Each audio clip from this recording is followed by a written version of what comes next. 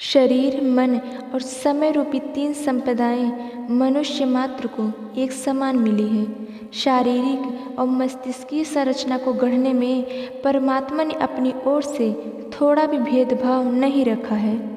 जन्म लेने वाले बच्चों की शारीरिक और मानसिक बनावट का परीक्षण करने पर परस्पर एक दूसरे के बीच कोई विशेष अंतर नहीं दिखता, एक रूपता ही दृष्टिगोचर होती है। समय रूपी तीसरी संपदा भी सबको एक समान प्राप्त है।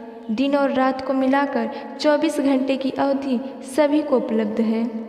एक सेकंड भी किसी को कम अथवा अधिक नहीं मिला है। जन्मजात उपलब्ध होने वाली बाह्य परिस्थितियों में तो अंतर हो भी सकता है, पर इन तीन विभूतियों को देने में ईश्वर ने मनुष्य के बीच किसी प्रकार का भेदभाव नहीं रखा है। एक जैसी क्षमताएं जन्म से ही प्राप्त करते हुए भी कुछ व्यक्ति जिस भी क्षेत्र में उतरते हैं सफलताएं अर्जित करते जाते और कुछ जीवन पर्यंत दीनहीन गई गुजरी परिस्थितियों में बने रहते हैं और किसी भी क्षेत्र में सफल नहीं हो पाते। ऐसे लोग परावलंबी रहते, जीवन को घसीटते और किसी तरह अवशेष दिन पूरे करते हैं। एक की सफलता और दूसरे की असफलता को देखकर मन में यह प्रश्न सहज ही उठता है कि सफल और असफल होने के मूलभूत कारण कौन कौन से हैं। किन विशेषताओं के रहने से कुछ व्यक्ति जिस भी क्षेत्र में उतरते हैं अपने लक्ष्य में सफल हो जाते हैं, जबकि दूसरों के द्वारा उनकी उपेक्षा कर देने से असफलता ही हाथ लगती है। किसी भी क्षेत्र में सफल होने के लिए प्रायः 3 सूत्रों का अवलंबन लेना होता है। पहला, लक्ष्य का निर्धारण, दूसरा अभिरुचि का होना, तीसरा क्षमताओं का सदुपयोग। ये 3 सिद्धांत ऐसे हैं जिन्हें अपनाकर किसी भी क्षेत्र में सफल होना संभव है। समाज के अधिकांश व्यक्तियों का जीवन क्रम लक्ष्य विहीन होता है। सफल व्यक्तियों को देखकर उनका मन भी वह सौभाग्य प्राप्त करने के लिए ललचाता रहता है। कभी एक दिशा में बढ़ने की सोचते हैं और कभी दूसरी। विद्वान को देखकर विद्वान, कलाकार को देखकर कलाकार बनने की ललक उठती है। कभी धनवान होने और कभी बलवान बनने की बात सोचते हैं। अपना कोई एक सुनिश्चित लक्ष्य नहीं निर्धारित कर पाते। बंदर की भांति उनका मन भटकता रहता है। फलतः एक दिशा में क्षमताओं का नियोजन नहीं हो पाता। बिखराव के कारण कोई प्रयोजन पूरा नहीं हो पाता, असफलता ही हाथ लगती है।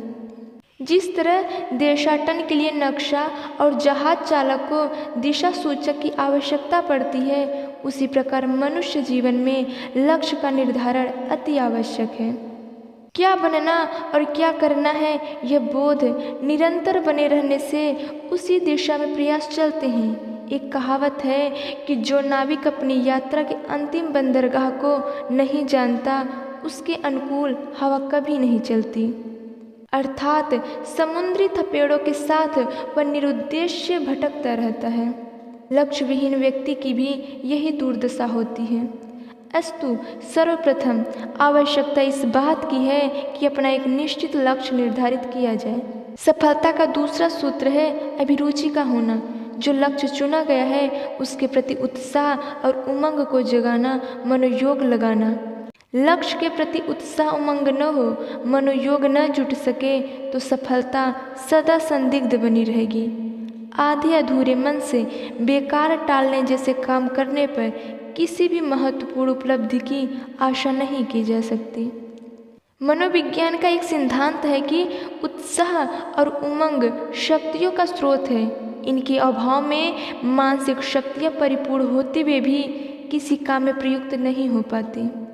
सफलता अर्जित करने का तीसरा सूत्र है अपनी क्षमताओं का सुनियोजन, सदुपयोग। समय उपलब्ध संपदाओं में सर्वाधिक महत्वपूर्ण है। शरीर, मन और मस्तिष्क की क्षमता का तथा समय रूपी संपदा का सही उपयोग असामान्य उपलब्धियों का कारण बनता है। निर्धारित लक्ष्य की दिशा में समय के एक एक क्षण के सदुपयोग से चमत्कारी परिणाम निकलते हैं। शरीर से श्रम करना ही पर्याप्त नहीं है, वरन मस्तिष्क की क्षमता का उसमें पूर्ण योगदान होना भी आवश्यक है। मस्तिष्क में असीम संभावनाएं भरी पड़ी हैं। विचारों की अस्त व्यस्तता और एक दिशा में सुनियोजन न बन पाने से ही उसकी अधिकांश शक्ति व्यर्थ चली जाती है।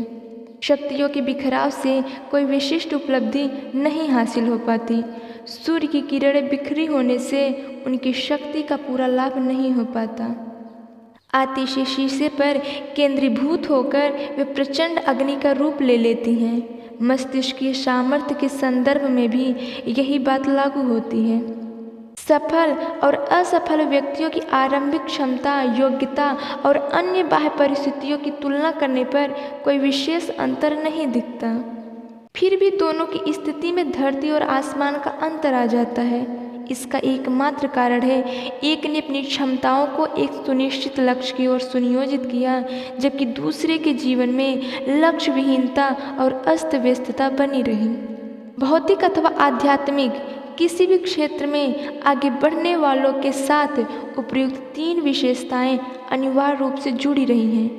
किसी भी प्रकार की सफलता की आकांक्षा रखने वालों को उपयुक्त सूत्रों का ही आश्रय लेना होगा।